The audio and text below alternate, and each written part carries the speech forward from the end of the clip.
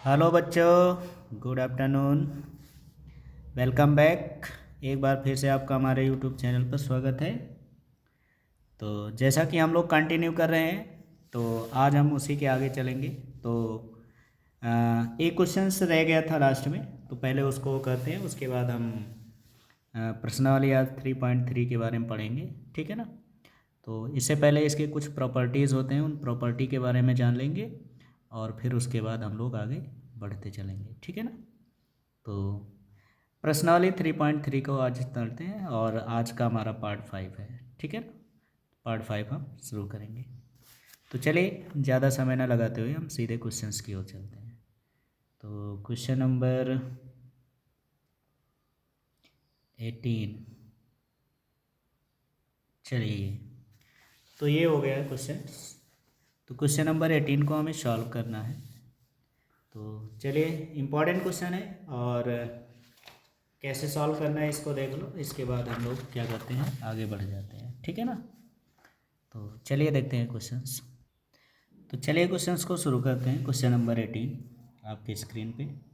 ठीक, चलिए देख रहे हैं क्या कह रहा है। तो सबसे पहले यहाँ पे दिया गया है ए इक्वल टू, क्या लिखा है, 0 minus tan alpha by to, फिर अगला हो गया टेन अल्फ़ा बाई टू 0। ये हमारी मैट्रिक्स है। ठीक है ना।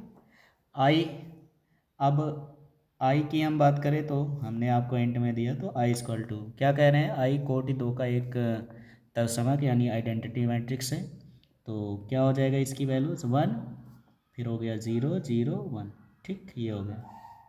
अब इसमें हमें सिद्ध करना है आई प्लस ए। ठीक, तो पहले हम एल एच एस ले लेते हैं। एल एच एस में क्या लिखा है हमारे पास, आई प्लस ए। ठीक, तो आई की वैल्यूज़ रख दो 1 0 0 1।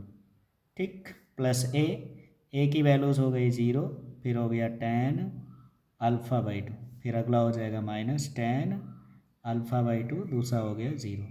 ठीक, अब दोनों कौन से मैट्रिक्स हैं, जो है ऐड करना, तो ऐड कर देते हैं। ठीक है ना। तो कितना हो जाएगा, यहाँ पे ऐड करेंगे तो 1 प्लस 0 1, फिर यहाँ पे ऐड करोगे 0 plus tan alpha by to, यानी कि टेन अल्फ़ा बाई टू हो गया। ठीक, फिर यहाँ 0 माइनस प्लस माइनस माइनस हो जाएगा, तो minus tan alpha by to, और 1 प्लस 0 1।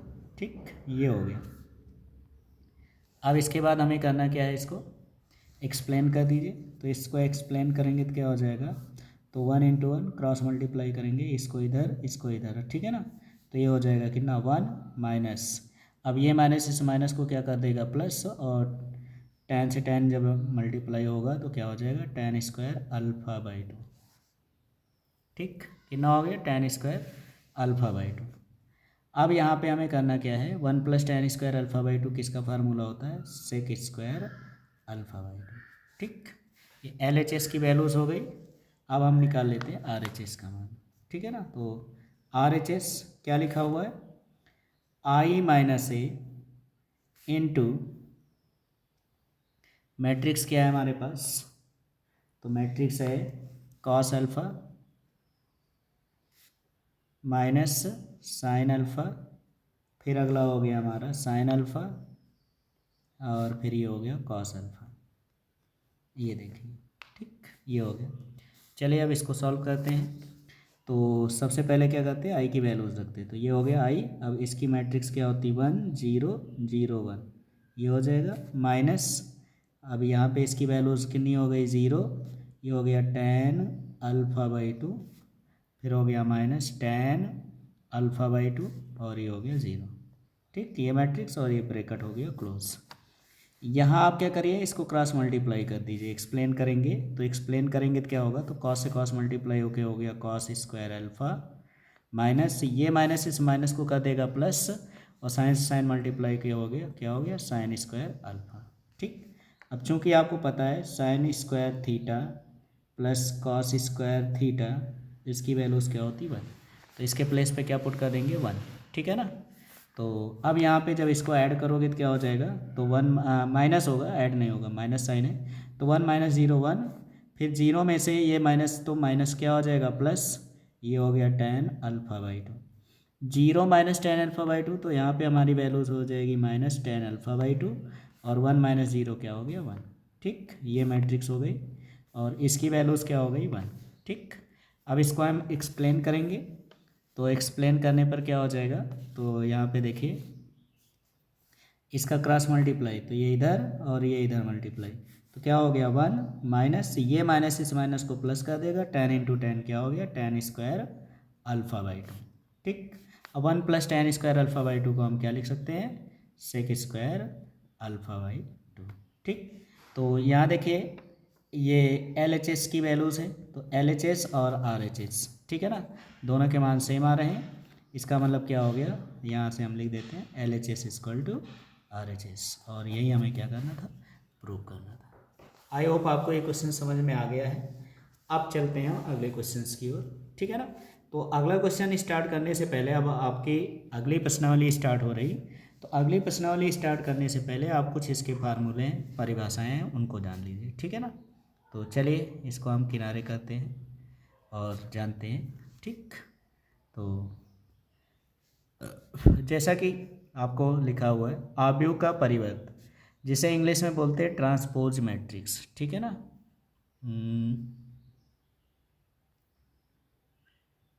इसमें कलर चेंज कर देते हैं, ये हो गया। ठीक, ये हो गई परिवर्त आव्यूह। ठीक, तो आव्यूह का परिवर्त यानी ट्रांसपोज मैट्रिक्स क्या होती है, तो जैसा कि आपके स्क्रीन पे लिखा हुआ है AIJ एक MN कोटि का आव्यूह है। तो A के पंक्तियों तथा स्तंभों को परस्पर विनिमय मतलब इंटरचेंज करने पर प्राप्त होने वाला आव्यूह परिवर्त यानी कि ट्रांसपोज कहलाता है। ठीक, अब समझो मेरी बात, कहने का मतलब ये है कि कोई भी मैट्रिक्स है, ठीक है ना, कोई आव्यूह A है, तो आव्यूह A के पंक्तियों को स्तंभों में और स्तंभों को पंक्तियों में बदलने से जो मैट्रिक्स आपकी प्राप्त होगी उसे ही हम क्या कहेंगे, परिवर्त आव्यूह करेंगे, ठीक है ना। जैसे समझो, जैसे ये एक कोई मैट्रिक्स है, अब इसके एलिमेंट्स क्या है, जैसे इसका देखो ये कॉलम हो गया, ठीक, ये क्या हो गया कॉलम। ठीक, तो इसमें कितने कॉलम हैं, 3 हैं। ठीक, और रो कितने हैं, 2 हैं। अब इसका जब हम ट्रांसपोज करेंगे तो हमारी जो रो है, ये रो ये किस में कन्वर्ट हो जाए, पंक्ति में, वो सॉरी ये रो जो है किस में कन्वर्ट हो जाए, कॉलम में। ये वाला रो किस में कन्वर्ट हो जाए, कॉलम में। ये वाला रो किस में कन्वर्ट हो जाए, कॉलम में। तो रो जो है वो कॉलम में और कॉलम जो है वो किस में हो जाए, रो में कन्वर्ट हो जाए। तो ऐसे आव्यूह को ही हम क्या कहते हैं, ट्रांसपोज मैट्रिक्स कहते हैं, ठीक है ना। तो ये आपका कोई मैट्रिक्स था, ठीक ये है ना, ये कोई मैट्रिक्स है। अब इसके रो क्या हो गए, कॉलम बन गए, और कॉलम क्या हो गए, रो हो गए। ठीक, तो ऐसे मैट्रिक्स को हम क्या कहेंगे, परिवर्त आव्यूह कहते हैं, ठीक है ना। तो A, अब यहाँ पे देखो, जैसे हम अगर इसकी बात करें तो ये हो गया 3 एलिमेंट्स, ठीक है ना।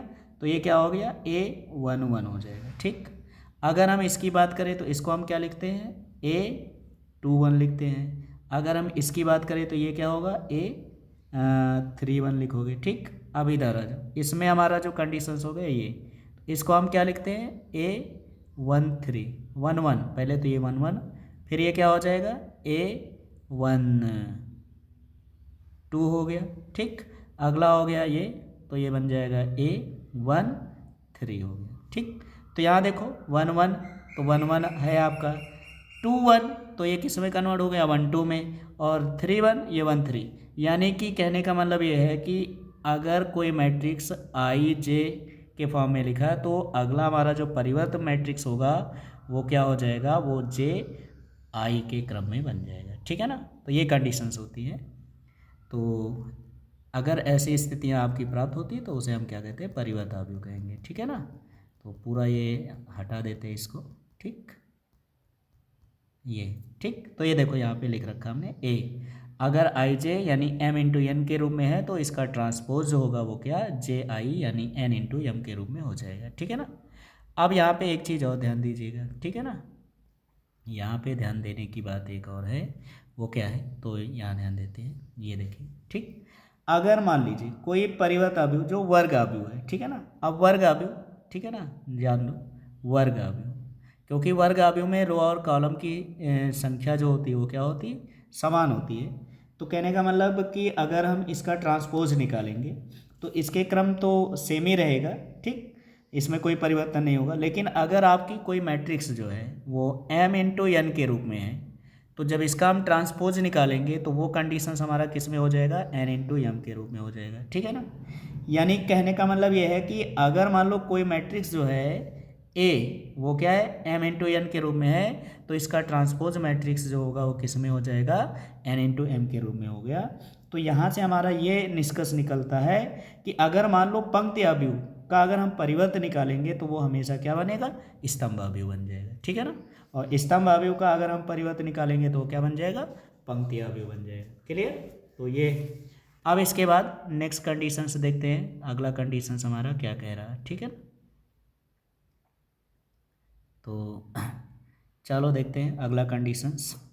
तो ये समझ गए, अब आते हैं हम अगले में, ठीक। तो क्या लिखा हुआ, अवयवों के परिवर्त के गुणधर्म, अवयवों के परिवर्त के गुणधर्म, प्रॉपर्टीज ऑफ ट्रांसपोज मैट्रिक्स, ठीक है ना। कुछ केसेस हैं जिनके आधार पे आप डायरेक्टली जो है वो निकाल सकते हो। यानी कि अगर हम ए डैश का होल डैश यानी पुनः ट्रांसपोज निकालेंगे तो वो हमें सदैव मैट्रिक्स ए ही मिलेगा, ठीक है ना। कोई भी आप मैट्रिक्स है अगर उसका 2 बार ट्रांसपोज निकाल रहे हो तो वो सेम मैट्रिक्स ही मिल जाएगा, ठीक। तो पहला कंडीशन ये है। दूसरा हो गया, अगर मान लो कोई कांस्टेंट के साथ मैट्रिक्स है उसका ट्रांसपोज निकालोगे तो कांस्टेंट ही रहेगा और वो ट्रांसपोज ए बन जाएगा, ठीक। ए प्लस बी का होल डैश यानी ए प्लस बी का होल डैश, तो क्या हो जाएगा, A dash plus B dash. A B का होल डैश किस में कन्वर्ट हो जाएगा, बी डैश ए डैश में। तो ये कंडीशंस याद रखो, प्रूव करने के लिए आ जाता है, ठीक है ना। अगला देखते हैं, अगला टॉपिक बहुत इंपॉर्टेंट रहेगा, ठीक। ये चीज़ ध्यान रखिए, बहुत इंपॉर्टेंट केसेस है, ठीक है ना। तो क्या है, सममित तथा विषम सममित अवयव, symmetric and skew symmetric matrix, ठीक। तो ये देखिए, तो इसमें साफ साफ लिखा हुआ है, आप इसके अकॉर्डिंग देखिए। तो क्या लिखा है, एक वर्ग अवयव ए आई जे के सममित कहलाता है यदि ए का ट्रांसपोज ए अर्थात आई व जे के हर संभव मानों के लिए ए आई जे जो है जे आई के रूप में हो जाए, जैसा कि उधर अभी हमने आपको वो किया था। जैसे यहाँ पे देखो, ये हमने एक एग्जांपल के रूप में मैट्रिक्स ले लिया जिसके एलिमेंट्स क्या हैं, √3 2 3 2 - 1.5 1 3 1 3, ठीक है ना। अब इसका अगर हम ट्रांसपोज निकाल लें, ट्रांसपोज यानी ए डैश, ठीक। तो ए डैश जब इसका निकालेंगे तो क्या हो जाएगा, ये हो गया √3, फिर हो गया 2, फिर हो गया 3, राइट। फिर अगला हो जाएगा 2, फिर हो गया 1.5 माइनस में, ठीक। ये इधर -1.5 और फिर अगला हो जाएगा ये, ठीक है 1.5 और फिर ये हमारा जो हो जाएगा -1, ठीक। फिर अगला हो गया 3, फिर हो गया -1 और फिर से हो गया 1। ये देखिए इसका ट्रांसपोज मिला। अब अगर इसको हम मैच करें तो मैच कर लीजिए, देखिए √3 है ना, कलर चेंज कर देते हैं, पहले इसको हटा दें, ठीक। अब देखो यहाँ पे, अब देखिए जैसे यहाँ पहला एलिमेंट्स √3, यहाँ देख लीजिए पहला एलिमेंट्स √3, यहाँ हो गया 2, यहाँ भी हो गया 2, यहाँ 3, यहाँ 3, ठीक है, यहाँ 2, यहाँ 2, ये देख लीजिए पूरे सारे एलिमेंट्स मैच कर रहे हैं, ठीक है ना। तो जब ऐसी स्थितियाँ आती हैं तो ऐसे मैट्रिक्स को हम क्या कहते हैं, सममित मैट्रिक्स कहते हैं, ठीक है ना। तो ये हो गए, ठीक। तो अगर ऐसी स्थितियाँ आती हैं तो इसे हम क्या कहेंगे, सममित मैट्रिक्स, ठीक। नेक्स्ट इसी के साथ अगला है आपका, ये देखिए ये हो गया विषम सममित, ठीक। तो यदि वर्ग अवयव, ठीक है ना, अगर आपका वर्ग अवयव जो है ए आई जे विषम सममित अवयव कहलाता है यदि ए डैश यानी जो अवयव है उसका ट्रांसपोज किसके, -a के बराबर हो जाए, तो ऐसी स्थितियों में हम क्या कहेंगे, सममित विषम सममित अवयव, ठीक है ना। अब जैसे यहाँ पे देखो ये बी लिखा है, अगर इसका हम ट्रांसपोज निकालें तो बी डैश इजक्वल टू, ठीक। अब रो को कॉलम में, कॉलम को रो में कर दीजिए, तो क्या हो जाएगा, ये हो गया 0, ये हो गया ई, ये हो गया एफ, ठीक। नेक्स्ट हो गया आपका -e, ठीक। फिर हो गया 0, फिर हो गया जी, नेक्स्ट आपका हो गया माइनस का एफ, फिर अगला हो गया -g, और फिर हो गया 0। क्लियर, ये ट्रांसपोज निकल आई। ठीक, अब देखें, अब अगर हम यहाँ पे माइनस कॉमन कर लें तो माइनस कॉमन करने का मतलब क्या हो गया, माइनस कॉमन, तो जब माइनस कॉमन करोगे तो यहाँ क्या हो गया 0। अब यहाँ तो माइनस नहीं तो ये हो जाएगा माइनस ई, फिर यहाँ माइनस का एफ, ठीक, यहाँ प्लस हो गया ई, ये एलिमेंट्स हो गया 0, यहाँ हो गया माइनस का जी, ठीक, फिर ये हो गया माइनस कॉमन हो गया तो ये हो गया एफ, फिर अगला जी, और फिर अगला क्या हो गया 0। ठीक, अब इसको मैच करके देखो ये कौन सी मैट्रिक्स आ रही, तो देखो 0 0 minus E minus F E ई 0 माइनस जी एफ जी 0। ठीक है ना, पूरा का पूरा भी आ रहा है कि नहीं। तो जब आपका कोई भी ट्रांसपोज मैट्रिक्स जो है माइनस मैट्रिक्स के इक्वल आती है तो ऐसे मैट्रिक्स को हम क्या कहेंगे, विषम सममित अवयव कहेंगे। आई होप आपको सममित और विषम सममित समझ में आ गया हो। ठीक, चलिए अब हम क्वेश्चन सॉल्व करेंगे और कैसे इसको सॉल्व करना देखें। ठीक, तो चलिए एक्सरसाइज पे आते हैं। ठीक है ना, तो ये आ गया एक्सरसाइज प्रश्नावली 3.3। ठीक है, क्या कहा गया, निम्नलिखित अवयवों में से प्रत्येक का परिवर्त ज्ञात कीजिए। ठीक है, हमें परिवर्त अवयव ज्ञात करना है, तो कैसे हमें फाइंड करनी है ये देखते हैं। ठीक, तो जैसे फर्स्ट ऑप्शन है ना, तो ए के इक्वल ले लेते और इसके एलिमेंट्स क्या क्या हैं, 5 है, फिर है 1/2 और फिर अगला हो गया माइनस का 1। ठीक, अगर हम इसके क्रम की बात करें तो इसका क्रम कैसा है, कितने रो हैं इसमें, 3, तो 3 × 1 के रूप में। ठीक, अब एक अगर हम इसका ट्रांसपोज निकालेंगे, पहला ऑप्शन है ये, ठीक है ना, तो अगर हम इसका ट्रांसपोज निकालेंगे तो ए डैश, तो मैंने क्या कहा, रो को कॉलम में कॉलम को रो में, तो यानी क्या हो जाएगा 5, फिर ये हो गया 1/2 और फिर हो गया माइनस का 1। ठीक, ये देखिए ये बन गया, और इसके अगर हम क्रम की बात करें तो क्या हो गया, 1 × 3 के फॉर्म में हो गया, तो ये हो गया हमारा ट्रांसपोज मैट्रिक्स। ठीक, आई होप आपको क्वेश्चन समझ में आ गया होगा। तो इसी तरह हम क्वेश्चन नंबर 2, क्वेश्चन नंबर 3 भी सॉल्व कर सकते हैं। ठीक है, तो आई होप आपको अगर ये समझ में आ गया तो ठीक है, नहीं तो हम लोग चलते हैं अगले क्वेश्चंस की तरफ।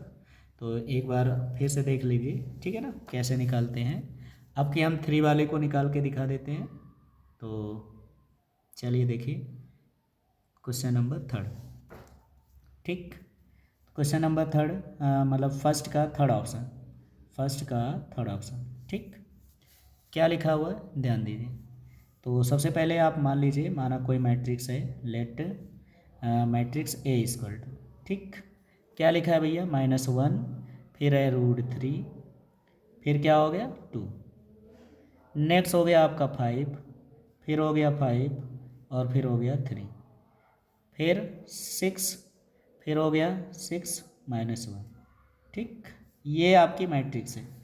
अब हमें इसका परिवर्त निकालना है, का परिवर्त अवयव, ट्रांसपोज है ना, परिवर्त अवयव, परिवर्त अवयव यानी ए डैश इक्वल टू क्या हो जाएगा, तो इसका जो रो है ये कॉलम में हो जाए, यानी कि -1 5 6।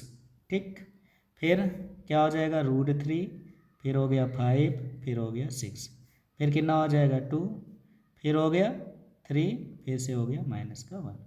ये देखिए। ठीक, तो यही हमारा क्या हो गया, ट्रांसपोज मैट्रिक्स। आई होप आपको क्वेश्चन समझ में आ गए हैं और इसी तरह से आप इन सारे क्वेश्चंस को सॉल्व करेंगे। ठीक है ना, चले हम अगले क्वेश्चंस की तरफ। तो अगला क्वेश्चन आपकी स्क्रीन पे आ रहा है। तो अगला क्वेश्चन स्क्रीन पे आ रहा है, ध्यान दीजिए। अब देखिए क्वेश्चन नंबर 2 क्या कह रहा है। क्वेश्चन नंबर 2 में दिया गया कोई मैट्रिक्स है ए और बी।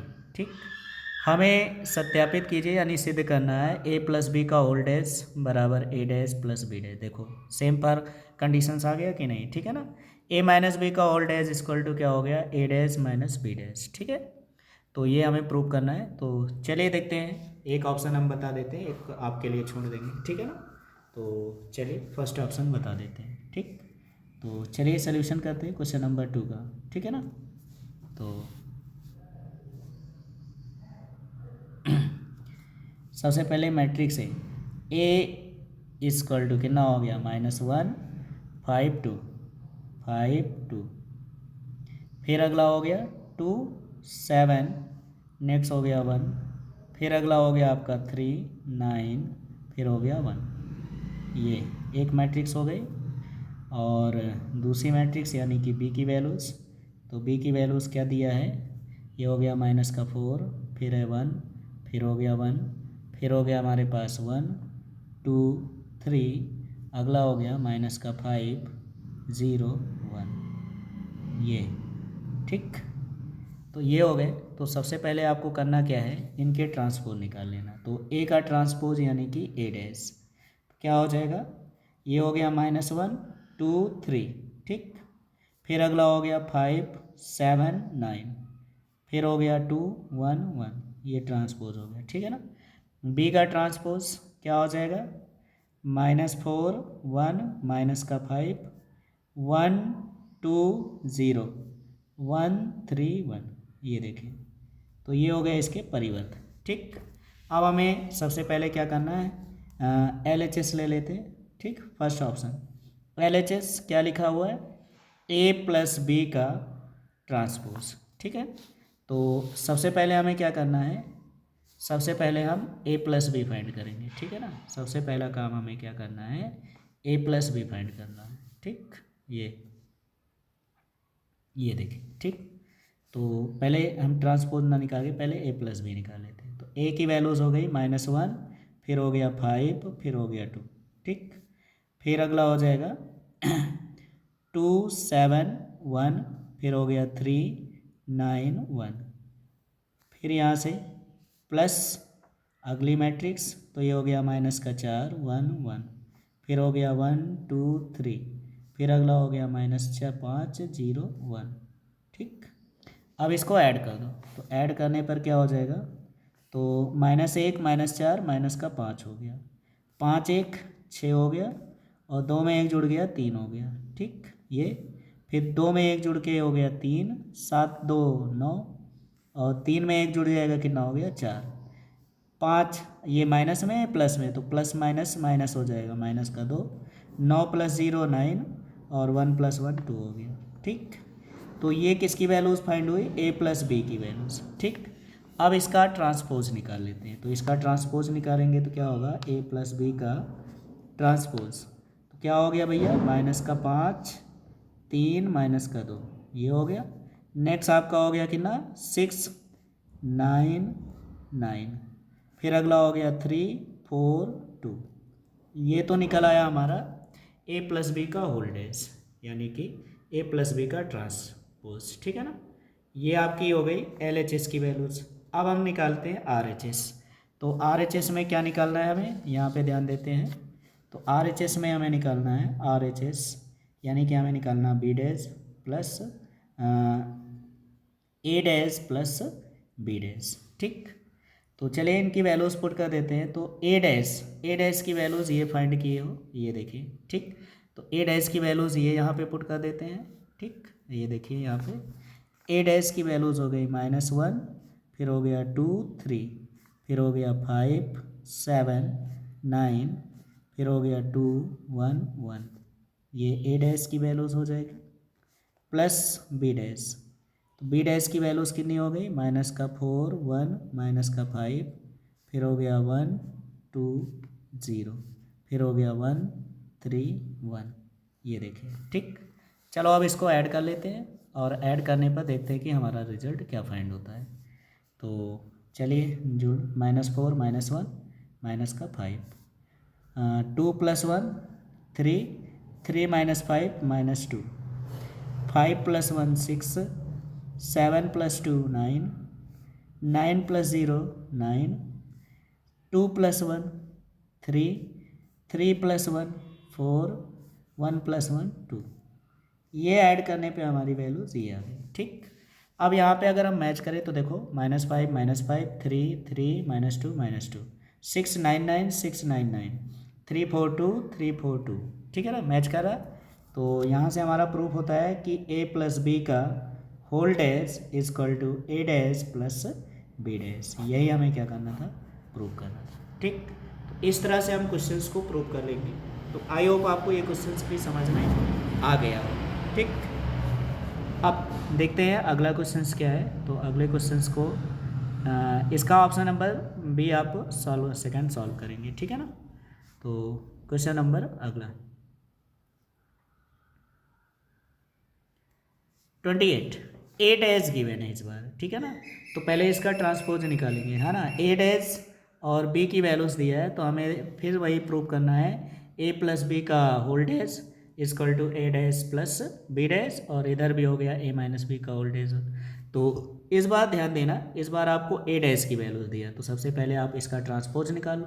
तो ए डैश का ट्रांसपोज जब निकालोगे तो क्या होगा, ए ही फाइंड होगा। तो जब इसका ट्रांसपोज निकालेंगे तो ए की वैल्यूज़ हमें क्या मिल जाएगी, यहाँ देखिए। तो क्या हो जाएगा 3 - 1, फिर हो गया 0, और अगला हो जाएगा 4, फिर क्या हो गया 2, और ये हो गया 1। ठीक, ये देखिए। ठीक, अब ए की वैल्यूज फाइंड हो गई, तो पहले ए और बी को ऐड कर लेंगे, ऐड करके इसका ट्रांसपोज, फिर ए का ट्रांसपोज, बी का ट्रांसपोज। तो ये क्वेश्चंस कर लोगे, ये आपके लिए HW है। इस क्वेश्चंस को आप घर में कर लीजिएगा, ठीक है ना आए तो कमेंट करिएगा।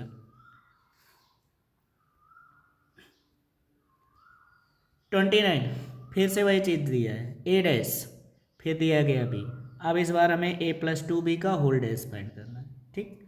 तो सबसे पहले a का ट्रांसपोज, तो a डैश का ट्रांसपोज क्या हो जाएगा a, और यही वैल्यूज़ हमारे पास मिलेगी। तो क्या होगी, अब इसका ट्रांसपोज तो -2 3, फिर क्या हो गया 1 2, ये निकल आया a की वैल्यूज।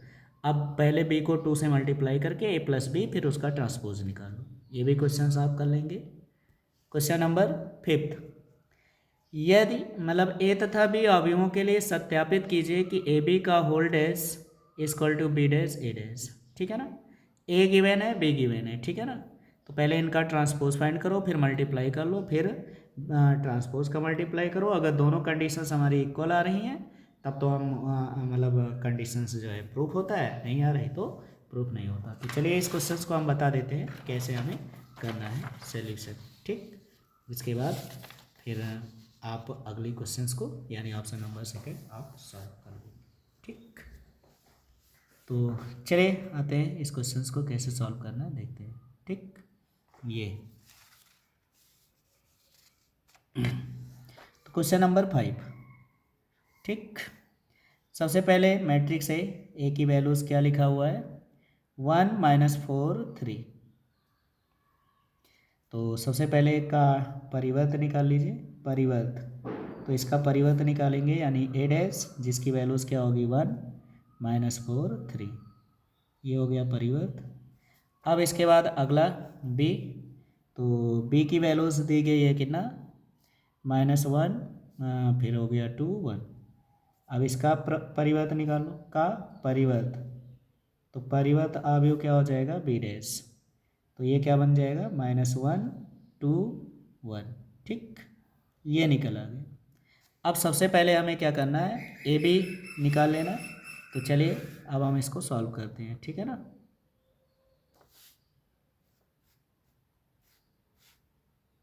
ठीक, चलो सबसे पहले हमें ए बी फाइंड कर लेते हैं। तो ए बी इक्वल टू क्या होगा, तो ए की वैल्यूज़ हमारे पास क्या है 1 - 4 3, ए की वैल्यूज़ इंटू बी की वैल्यूज़ -1 2 1, ठीक। अब इसका रो इसका कॉलम मल्टीप्लाई कैसे करते हैं समझाया था। तो रो है ना, तो इससे मल्टीप्लाई हो गया तो -1 2 है ना 1। अब दूसरे से तो 2 1 नम 2, फिर इससे इसका मल्टीप्लाई करोगे तो 1 से 1 का मल्टीप्लाई 1, ठीक। जिसको मल्टीप्लाई नहीं आ रही है वो लोग पहले आप इसका पहले वाला वीडियो देख लेना, तो उसमें कैसे मल्टीप्लाई किया गया है हमने बताया था। इसका रो चलता है, इसका कॉलम चलता है, ठीक है ना, वहाँ हमने पूरा बताया। यहाँ मल्टीप्लाई करके डायरेक्ट लिख रहे हैं, ठीक है ना। तो ये हो जाएगा। इसके बाद अब दूसरे रो में आ जाओ, तो दूसरा रो पहला कॉलम, तो माइनस से माइनस प्लस हो जाएगा, 4 1 कम 4 हो गया, फिर 4 से 2 गुणा होगा -4 दूना 8, फिर -4 से अगला होगा तो -4 1 कम 4, फिर 3 से 1 को मल्टीप्लाई करोगे तो -3 1 कम 3, फिर 3 दूना 6, फिर 3 1 कम 3, ठीक। ये आपका निकल आया ए बी। अब इसका ट्रांसपोज निकाल लेते हैं। तो ए बी का ट्रांसपोज यानी ए बी का होल डैश इक्वल टू क्या होगा, तो यहाँ पे हमारा क्या हो गया रो, यानी कि क्या हो गया -1, फिर हो गया 2, फिर हो गया 1, 4 - 8 -4, फिर हो गया -3 6 3, ये हो जाएगा। ठीक, तो ये तो निकल आया तुम्हारा ए बी का होल डैश।